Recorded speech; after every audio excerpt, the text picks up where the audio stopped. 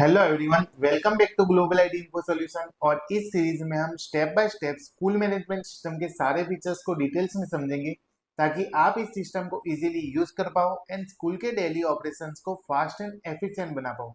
सो चलिए स्टार्ट करते हैं। आज के इस वीडियो में हम काफी इंटरेस्टिंग कॉन्सेप्ट के बारे में बात करने वाले हैं। पेपर जनरेट किस तरह से किया जाता है, वो भी मैन्युअली, कुछ भी प्रोसेस किए बिना। ठीक है। तो सबसे पहले आपको आपके यूजर नेम एंड पासवर्ड के थ्रू सिस्टम के अंदर लॉगिन कर लेना है। जैसे ही आप लॉगिन करोगे आपको कुछ किस्से का डैशबोर्ड देखने को मिल जाएगा। और उसके बाद आपको चले जाना है जो फोर्थ ऑप्शन है, यहाँ पे जो एप्लीकेशन टाइप का कुछ दिख रहा है उसके ऊपर। और वहां पे फर्स्ट ऑप्शन दिया गया है पेपर जनरेट। जैसे ही पेपर जनरेट पे क्लिक करेंगे तो मेरे को जो पहले प्रीवियसली क्रिएटेड जो पेपर्स है वो सारे मेरे को यहाँ पे देखने को मिल जाएंगे। उसको मैं डाउनलोड कर सकता हूँ, डिलीट कर सकता हूँ, वो सारी प्रोसेस यहाँ पे दी है। अब यहाँ पे मेरे को एक नया पेपर क्रिएट करना है तो यहाँ पे एक ऐड पेपर का ऑप्शन दिया गया है। ऐड पेपर पे जैसे ही क्लिक करेंगे तो मेरे को सबसे पहले पेपर डिटेल्स पूछा गई है। तो पेपर डिटेल्स पूछी गई है जिसके अंदर सबसे पहले पेपर टाइटल है। पेपर टाइटल में यहाँ पे लिख देता हूँ मैं, maths first sem exam. Okay, कुछ इस तरह से मैंने उसका कुछ नाम दे दिया है। कौन सी बोर्ड का है, जीएसईबी या सीबीएसई। तो मैं फिलहाल यहाँ पे जीएसईबी सिलेक्ट कर लेता हूँ। कौन से मीडियम से है, जैसे कि इंग्लिश मीडियम है तो इंग्लिश मीडियम सिलेक्ट कर लेते हैं, या फिर हिंदी या गुजराती, जो भी मीडियम का उसके अकॉर्डिंग आप सिलेक्ट कर सकते हो। और स्टैंडर्ड सिलेक्ट कर लेता हूँ, जैसे कि मेरे को फिलहाल 10th स्टैंडर्ड में जाते हैं, 10th स्टैंडर्ड के अंदर हम सिलेक्ट कर लेंगे। और कौन सा सब्जेक्ट का पेपर बनना है, तो यहाँ से मैथ सिलेक्ट कर लेंगे सब्जेक्ट में। और यहाँ पे टोटल मार्क्स 100 बाई डिफॉल्ट दिए हुए हैं। मेरे को चेंज करना है तो मैं कर सकता हूँ, जैसे कि फिलहाल मैं यहाँ पे कर देता हूँ 20 मार्क्स का पेपर क्रिएट कर रहा हूँ। और कितने घंटे का पेपर है, जैसे कि मैं यहाँ पे कर देता हूँ 1 घंटे का पेपर है यहाँ पे। और डेट कौन सी है पेपर की, पेपर की डेट जैसे कि मैं सिलेक्ट कर लेता हूँ कि आज ही की डेट का पेपर है या अगली डेट जो भी है 20 तारीख का है, तो 20 तारीख का पेपर कर दिया। यहाँ पे अब बात आती है पेपर स्टाइल की। और पेपर स्टाइल के अंदर मेरे पास यहाँ पे 3 ऑप्शन अवेलेबल है, quick auto, smart auto and custom.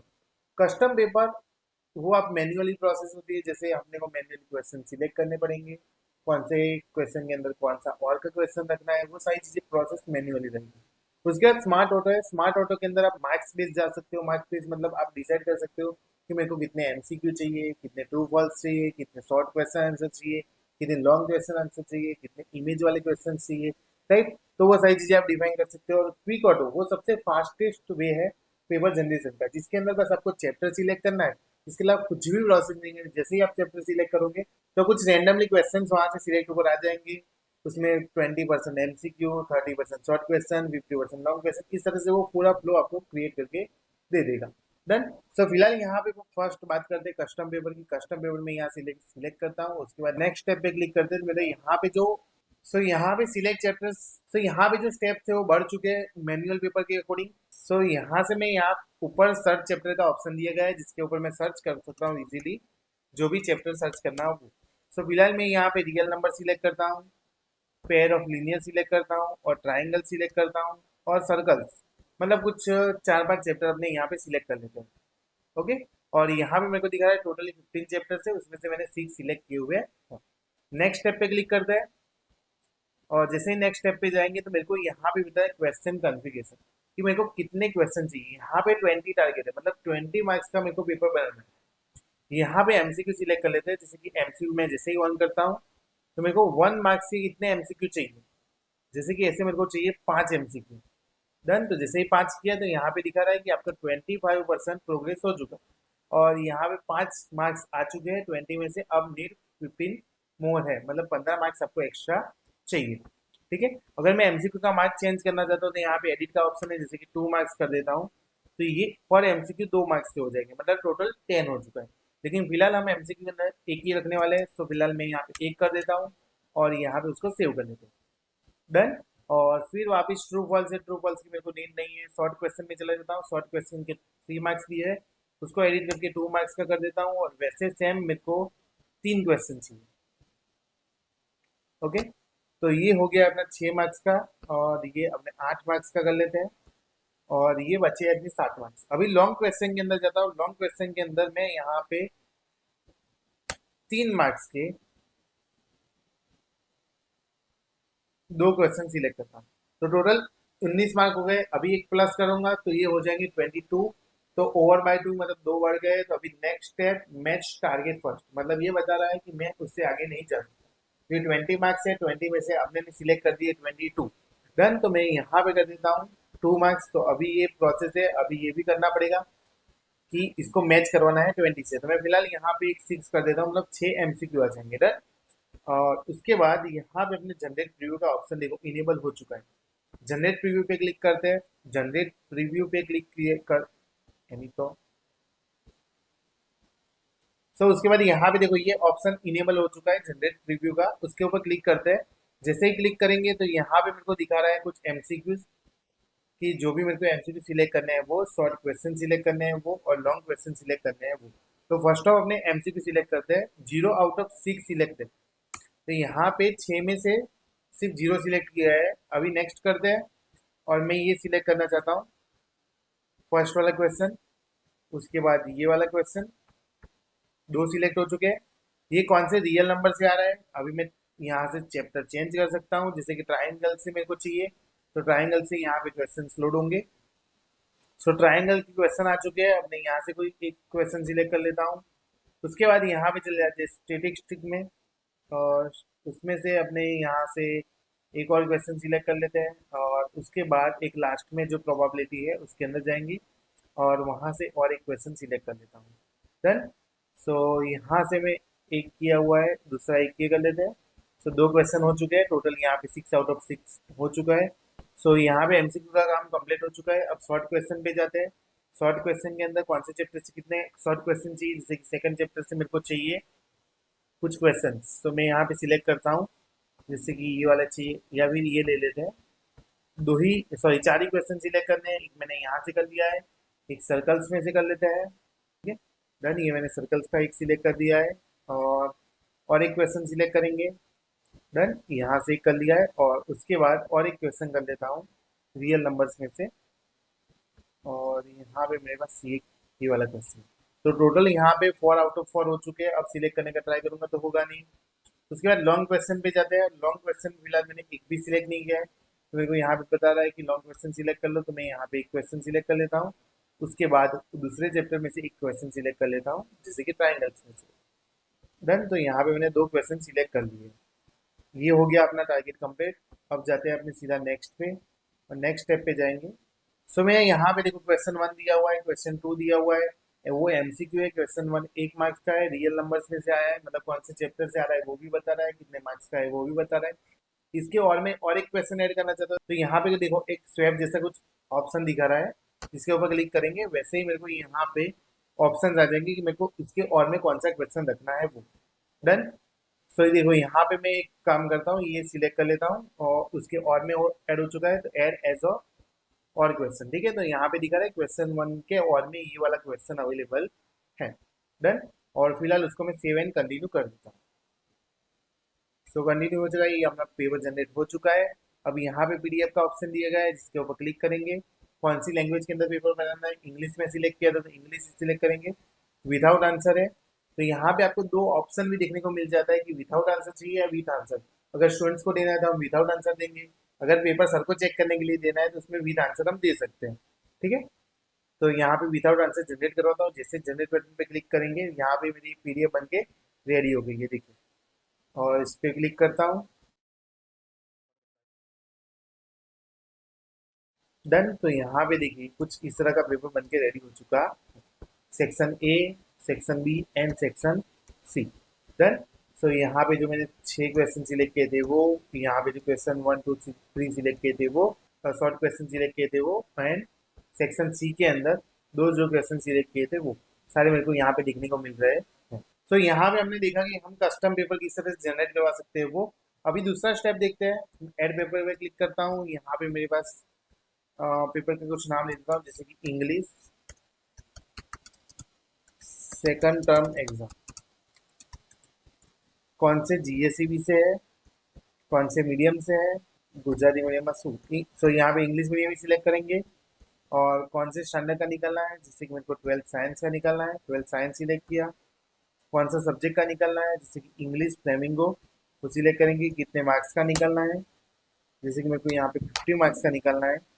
कितने घंटे का पेपर रहेगा, 2 घंटे का पेपर निकालते हैं यहाँ पे। कौन सी डेट का है वो सिलेक्ट कर लेंगे।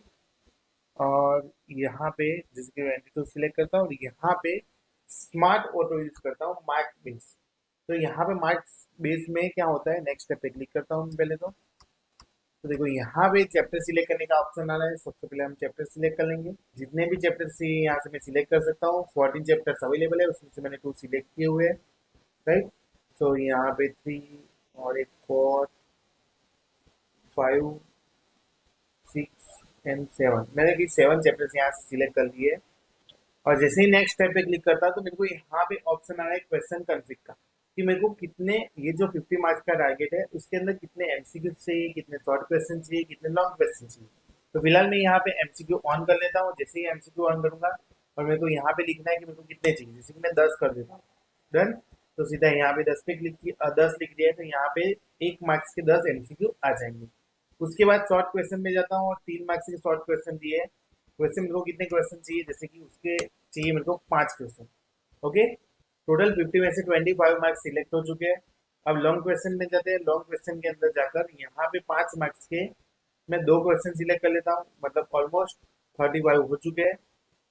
और यहाँ पे मेरे को अभी पैराग्राफ वाले क्वेश्चन चाहिए, तो पैराग्राफ वाले क्वेश्चन के अंदर जाकर मैं यहाँ पे एडिट करके 5 मार्क्स का कर देता हूँ।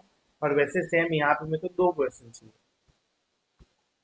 ठीक है। तो टोटल यहाँ पे 45 हो चुके हैं और यहाँ पे 3 कर देते हैं। तो यहाँ पे लॉन्ग क्वेश्चन के अंदर 3 ऑप्शन सिलेक्ट कर देते तो ऑलमोस्ट अपना 50 का टारगेट कंप्लीट हो जाएगा।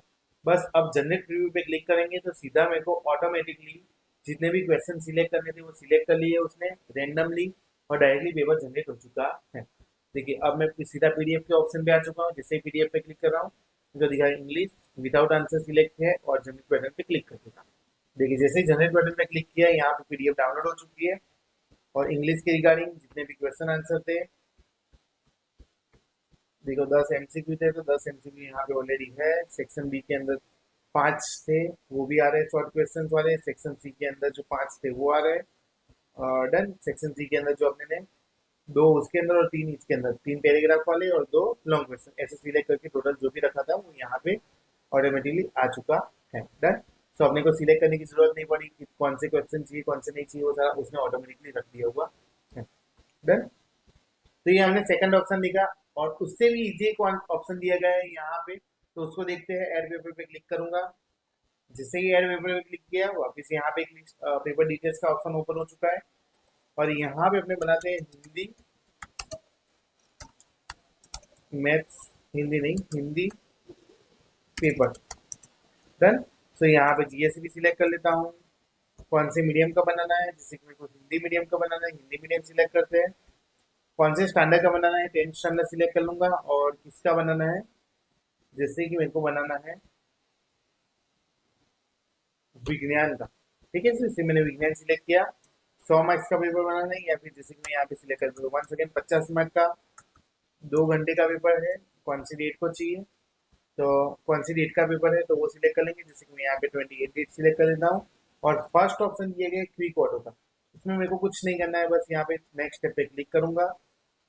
और देखो यहाँ पे कौन से चैप्टर्स की एग्जाम लेनी है वो, जैसे कि मैं यहाँ पे ये 2-3 चैप्टर सिलेक्ट कर लेता हूँ,